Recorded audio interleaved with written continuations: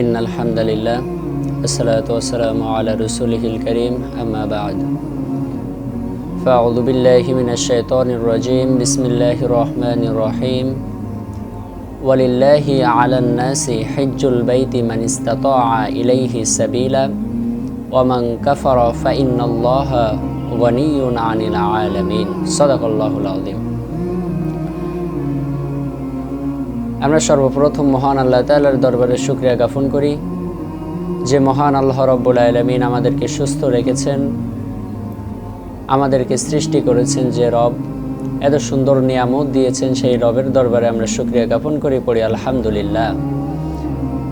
দুরূদ ও সালাম পাঠ করে সেই মহান মানবতার বন্ধু রাহমাতুল লিল আলামিন সাইয়্যিদুল মুরসালিন খাতামুন নবিয়্যিন জনাবে মুহাম্মদুর রাসূলুল্লাহ সাল্লাল্লাহু আলাইহি ওয়াসাল্লাম। তো যে আয়াতে কারিমাটি আমি তেলাওয়াত করলাম, মহান আল্লাহ পাক রব্বুল আলামিন সূরাতুল আল ইমরানের এই ৯৭ নম্বর আয়াতে কারিমার ভিতরে বলছেন, ওয়ালিল্লাহি আলান নাসি হিজ্জুল বাইতি মান ইসতাতাআ ইলাইহি সাবিলা ওয়া মান কাফারা ফা ইন্নাল্লাহা গনিয়্যুন আনিল আলামিন। যে ওয়ালিল্লাহি আলান নাস, আল্লাহ বলছেন নিশ্চয়ই আমার হক রয়েছে বান্দাদের উপরে, হিজ্জুল বাইত, তারা যেন আমার বাইতুল্লাহকে তাওয়াফ করে, তারা যেন আমার বাইতুল্লাহকে হজ করে।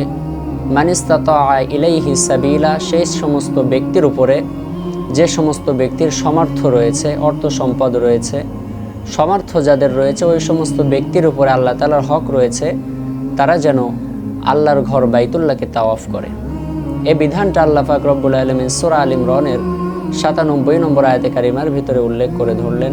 এখান থেকে আমরা বুঝতে পারি যে হজ প্রত্যেকটা বান্দার উপরে নয়, বরঞ্চ সেই সমস্ত ব্যক্তি যাদের সামর্থ্য রয়েছে তাদের উপরে আল্লাহ তাআলা হজকে ফরজ করে দিয়েছেন। এখন আসুন আমরা জানি যে হজ ফরজ হওয়ার শর্ত কী কী। ৫টি শর্তের কথা উল্লেখ করা হয়েছে। ১ নম্বর শর্ত বলা হলো যে মুসলিম তাকে হতে হবে, কোনো বিধর্মী কোনো অমুসলিমের উপরে হজ ফরজ নয়।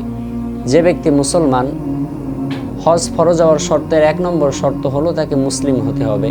নাম্বার ২, সে ব্যক্তি জ্ঞান সম্পন্ন হতে হবে, কোনো পাগল ব্যক্তির জন্য হজ ফরজ নয়। নাম্বার ৩, তাকে প্রাপ্ত বয়স্ক হতে হবে, কোনো অপ্রাপ্ত বয়স্ক ব্যক্তির উপরে হজ ফরজ নয়। নাম্বার ৪, তাকে স্বাধীন হতে হবে, কোনো পরাধীন বা কোনো গোলামের উপরে আল্লাহ তাআলা হজ ফরজ করেন নাই। নাম্বার ৫, তাকে শারীরিকভাবে এবং আর্থিকভাবে সমর্থবান হতে হবে। যে শরীরে জোর নাই কিন্তু অর্থ সম্পদ রয়েছে, ওই ব্যক্তির উপরে আল্লাহ হজ ফরজ করেন নাই, কিন্তু তার বিধান রয়েছে সে ব্যক্তি যেন অর্থ সম্পদ থেকে কিছু টাকা পয়সা বা হজের তাকে যাওয়ার জন্য যে খরচটা হবে সে খরচটা সে যেন অন্যকে দেয় এবং অন্যকে তার পরিবর্তে যেন হজ করায়। এই ৫টি দিক বর্ণনা করা হলো। এরপরে যে ব্যক্তিটা আল্লাহ তাআলা বলছেন যে আমার হজকে অস্বীকার করে বসবে, ফা ইন্নাল্লাহা গনিয়্যুন আনিল আলামিন, আল্লাহ বলছেন আমি কিন্তু কারোর মুখাপেক্ষী নই, আমি রব হচ্ছি বিশ্বজাহানের অমুখাপেক্ষী। অর্থাৎ আসমান জমিনের ভিতরে আল্লাহ তাআলা কাউরে জবাবদিহিতা করেন না। যে ব্যক্তি হজকে অস্বীকার করে বসবে সে ব্যক্তি তার নিজের কর্মফলের জন্য নিজেই পস্তাবে, এতে আল্লাহ তাআলার কোনো কিছু যায় আসে না।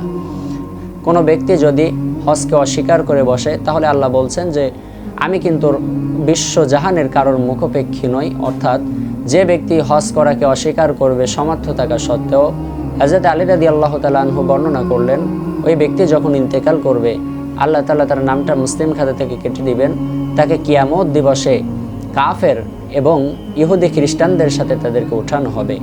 এজন্য আসুন আমাদের যাদের সামর্থ্য রয়েছে, আল্লাহ তাআলা আমাদের যাদের সামর্থ্য দিয়েছে, আমরা যেন সকলে হজ করতে পারি এবং আমরা যেন সকলে হজ আদায় করি, এবং যাদের সামর্থ্য নাই আল্লাহ তাআলা যেন আমাদের সকলে হজ করার তৌফিক দান করে। সকলে পড়ি আল্লাহুম্মা আমিন। ওয়া আখিরু দাওয়ানা আলহামদুলিল্লাহি রাব্বিল আলামিন। আসসালামু আলাইকুম ওয়া রাহমাতুল্লাহি ওয়া বারাকাতুহু। এবার আসুন আমরা জানি হজের ফরজ এবং ওয়াজিব। হজের ফরজ রয়েছে ৩টি। নাম্বার ১ হচ্ছে ইহরাম বাঁধা, ইহরাম আপনাকে বাঁধতে হবে। কোনো ব্যক্তি যদি ইহরাম বাঁধতে ভুল করে তাহলে তার হজটা আল্লাহর দরবারে কবুল হবে না, কারণ এটা হজের ফরজ। নাম্বার ২, আরাফাতের ময়দানে অবস্থান করা, আরাফাতের ময়দানে তাকে অবস্থান করতে হবে, আল্লাহর কাছে প্রার্থনা করতে হবে, আরাফাতের ময়দানে অবস্থান করতে হবে। নাম্বার ৩, তাওয়াফ করা, অর্থাৎ আল্লাহর ঘর বাইতুল্লাহকে তাওয়াফ করতে হবে, যে কথা আল্লাহ কোরআনের ভিতরে বলছেন, আলান্নাসি হিজ্জুল বাইতি মান ইসতাতা ইলাইহি সাবিলা, যেন তারা আমার ঘর বাইতুল্লাহকে তাওয়াফ করে। এই তিনটা শর্ত, এই তিনটা হচ্ছে হজের ফরজ। এবার আসুন হজের ওয়াজিবগুলো জেনে নেই। হজের ওয়াজিব হচ্ছে 6টি। নাম্বার 1, সাফা মারওয়ায় দৌড়ানো। আমরা সকলে জানি যে হযরত ইসমাইল আলাইহিস সালামকে রেখে মা হাজেরা যখন পানির সন্ধান করতে গিয়েছিল, পানি এদিক ওদিকে খুঁজতে না পেরে একবার সাফা পাহাড়ে আর একবার মারওয়া পাহাড়ে উঠেছিল। এমনভাবে মোট 7 বার তিনি চলাচল করেছিল। এজন্য আল্লাহ তাআলা সাফা মারওয়া পাহাড়ে ওঠাকে ওয়াজিব করে দিয়েছেন। নাম্বার 2, মুজদালিফা অবস্থান করা। মুজদালিফা নামক স্থান, এই স্থানে অবস্থান করতে হবে। নাম্বার 3, পাথর নিক্ষেপ করা, অর্থাৎ শয়তানকে যে পাথর নিক্ষেপ করা হয় প্লারে, এই পাথরটা নিক্ষেপ করতে হবে। নাম্বার 4, মাথা মুন্ঠন করা, অর্থাৎ ইহরামটা যখন সে খুলে ফেলবে সে সময় মাথাটা মুন্ঠন করে ফেলবে। নাম্বার 5, বিদায়ী তাওয়াফ করা, অর্থাৎ চলে আসার সময় তাকে তাওয়াফ করতে হবে। এবং নাম্বার 6, কুরবানি করা। এই যে 6টি ওয়াজিবের কথা এখানে বর্ণনা করা হলো, এটি হচ্ছে হজের ওয়াজিব। তাহলে আমরা জানলাম হজের ফরজসমূহ, ওয়াজিবসমূহ, এবং আল্লাহ তাআলা হজ করাকে বান্দার উপর ফরজ করে দিয়েছেন।